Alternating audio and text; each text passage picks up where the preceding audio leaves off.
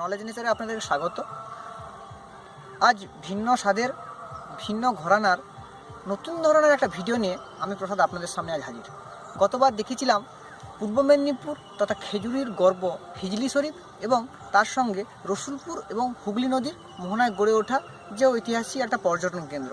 কিন্তু আজ কোনো পর্যটন কেন্দ্র নয়, আজকের এই পূর্ব মেদিনীপুর কিংবা খেজুরি কিংবা পশ্চিমবঙ্গ নয়, সমগ্র ভারতবর্ষে বা সমগ্র বিশ্বে প্রকৃতির নিয়মে গড়ে ওঠা কয়েকটা উদ্ভিদ, কয়েকটা অবহেলায় কিংবা যত্নে পালিত হয়ে গড়ে ওঠা কয়েকটা উদ্ভিদ, যেগুলো সাংসারিক গৃহপালিত অনেক কাজে লেগে থাকে এবং ধর্মীয় আচার অনুষ্ঠান তাছাড়াও যেটা মূল ব্যাপার হলো সেটা হলো আমাদের আয়ুর্বেদিক বা ঔষধি গুণ, যেটা আমরা দেখেছি পুরাণে রামায়ণ কিংবা মহাভারতে ইতিহাসে চরক সুশ্রুত এরা ব্যবহার করেছে আয়ুর্বেদ শাস্ত্রকে।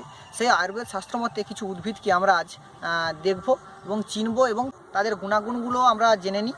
এবং বেশি কথা না বলে আমরা সরাসরি ভিডিওতে প্রবেশ করছি। অতি পরিচিত দুর্বা ঘাসটাই আমরা প্রথমে দেখছি। এই দেখছেন আপনারা দুর্বা ঘাস, ইংরেজিতে একে বলা হয় মিডো গ্রাস। আমরা মিডো গ্রাস বা দুর্বা ঘাস, এইটা দেখছেন দুর্বা ঘাস, এই ভালো করে যে আমি দেখাই, এইটা দুর্বা ঘাস, আপনারা ভালো করে দেখতে পারেন দুর্বা ঘাস। আর এই দুর্বা ঘাস চুল উঠে যাওয়ার জন্য খুব উপকারী।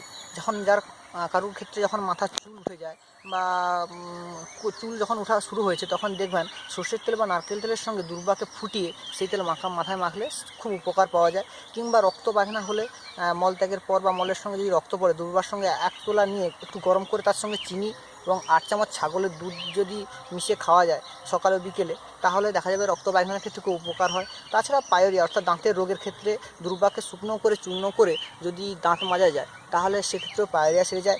এছাড়াও লিউকোরিয়ার ক্ষেত্রে 2-3 চামচ দুর্বার রসের সঙ্গে সামান্য আধ কাপ কাঁচা গরুর দুধ মিশিয়ে যদি খান, তাহলে 2 চামচ দুর্বার রস বা 2 চামচ কাঁচা হলুদের রস একসঙ্গে মিশিয়ে খেলে উপকার পাবেন। বা বাত ব্যাধি থাকলেও এটা চলে না, এইসব রোগের ক্ষেত্রে দুর্বা খুবই কাজে লাগে। এছাড়াও আমরা দেখব যে গৃহস্থালী বা পূজা অর্চনার ক্ষেত্রে এই দুর্বা ঘাস ছাড়া কোনো রকমভাবেই চলে না। তাই আমরা দুর্বা ঘাস যদি বাড়িতে খুব সহজে লাগিয়ে রাখি, অর্থাৎ এতে লাগানোর জন্য কোনো প্রয়োজন হয় না, মাঠে ঘাটে যত্রতত্র হয়ে থাকে, একটু পরিচর্যা নিলে এটা খুব সুন্দর হয়ে থাকে এবং সৌন্দর্য বর্ধনেও খুব একটা খারাপ দেখায় না। আর শহুরে মানুষদের ক্ষেত্রে তবে করে একটু দুর্বা ঘাস 1টা বা 2টো লাগানোর পরে হালকা জল দিয়ে রাখলে কিন্তু দুর্বা ঘাস খুব ভালো বেড়ে ওঠে। আর এর জন্য বেশি কোনো পয়সা খরচা করতে হয় না, এমনিতেই সেটা আমরা গড়ে তুলতে পারি দুর্বার গাছগুলোকে। দ্বিতীয় হলো বেথো শাক। দেখছেন বেথো শাক, গ্রামে গঞ্জে মাঠে ঘাটে অবহেলায় পড়ে থাকে। অনেকেই শাকটা সম্পর্কে অচেনা অজানা, অনেকেই জানে না, বিশেষ করে যে যুব সমাজ এই শাকটা সম্পর্কে সম্পূর্ণ পরিচিত নয়। এই গাছটার নাম হচ্ছে বেথো শাক। আর এটি ভাজা কিংবা ঘন্টতে খুবই ভালো লাগে খেতে। আর এ যদি ঔষধি গুণ বলেন, তাহলে আমি বলবো যে অরুচি কিংবা শুকনো কাশি বা রক্তার্শ কিংবা লিভারের শক্তিবৃদ্ধি বা হিক্কা রোগে খুব উপকারী। অর্থাৎ দেখুন, অরুচির ক্ষেত্রে কোনো খাবার যদি মুখে না ভালো লাগে, তাহলে বেথো শাককে খাওয়ার আগে মুখে রুচি আসবে। তাছাড়া কারোর যদি হিক্কা রোগ থেকে থাকে, তাহলে এই রসটাকে 1 চা চামচ যদি আধ পোয়া ঘোলের সঙ্গে মিশিয়ে খান, হিক্কা রোগ দূর হয়। আর এছাড়া লিভারে যে শক্তি বৃদ্ধির ক্ষেত্রে এই শাকের তুলনা হয় না। আর শুকনো কাশিতেও বেথো শাক রান্না করে খেলে কাশি অনেকটাই কমে যায়। এছাড়া রক্তার্শতেও এটা কমে যায় বেথো শাক যদি থেতো করে খাওয়া যায়। আর এই বেথো শাক সম্পর্কে বেশি কিছু তথ্য না পাওয়া গেলেও আমি অনেক কষ্টে এটা জোগাড় করেছি আমার দিদা ঠাকুমাদের কাছ থেকে। দেখতে পারেন, বাড়িতে চাষ করার জন্য অল্প জায়গাতে বেথো শাক 2-1টা লাগিয়ে দিলে সেখান থেকে একাই হয়ে যায় এই বেথো শাক। চাষ করা যেতেই পারে এবং রান্নায় সুস্বাদুও বটে। তৃতীয়টি সুন্দর শাক বা গিমে শাক নামে পরিচিত। দেখছেন গিমে শাক বা সুন্দর শাক নামে পরিচিত। এই গিমে শাক খুবই উপকারী। আর দেখতে পাচ্ছেন পুকুরের ধারে বা যত্রতত্র যেখানে সেখানে খুব অবহেলায় পড়ে থাকে।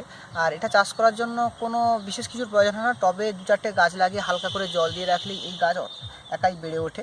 আর এই শাক একটু তেতো ধরনের হয়, খেতে তেতো হলেও কী হবে, এর উপকার খুব। এবং গ্রামে গঞ্জে প্রায়শই বাড়িতে মা দিদারা এই বসন্তকাল হলে বা গরমকালে এই গিমে শাক বা সুন্দর শাককে অনেকেই রান্না করে খায়, চচ্চড়ি করে কিংবা ভাজা করে কিংবা যদি বলেন অনেকে ভাতে দিয়েও সেদ্ধ করে খান।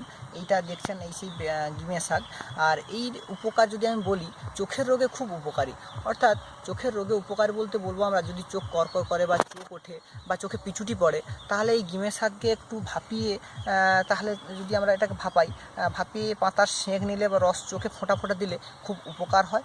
আর তাছাড়াও অম্লপিত্তের জন্য যাদের বমি হয় তাদের জন্য এই রসকে যদি বেটে খাওয়ানো যায় 1/2 কাপ আমলকি জলের সঙ্গে ভিজিয়ে, তাহলে খুব উপকারে দেয়।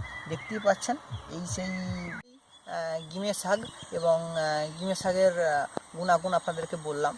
আপনারা বাড়িতে নিজেরা লাগান, টবে কিংবা বাড়ির কাছে যদি জলাশয় যেখানে মুখ ধোয়া হয় সেখানে আপনারা লাগান। এতে খুবই উপকার। এবং অবশ্যই এই গরমকালে গিমের শাকের ভাজা খেতে খুবই সুন্দর লাগে। নিজেরা রান্না করে দেখুন, খেয়ে দেখুন, খুবই ভালো লাগবে। আজকের ভিডিও এই পর্যন্তই। যদি ভিডিওটি ভালো লেগে থাকে লাইক, কমেন্ট আর শেয়ার করুন। আর অবশ্যই সাবস্ক্রাইব করবেন, আর পাশে থাকা বেল আইকনটি প্রেস করতে ভুলবেন না। ধন্যবাদ।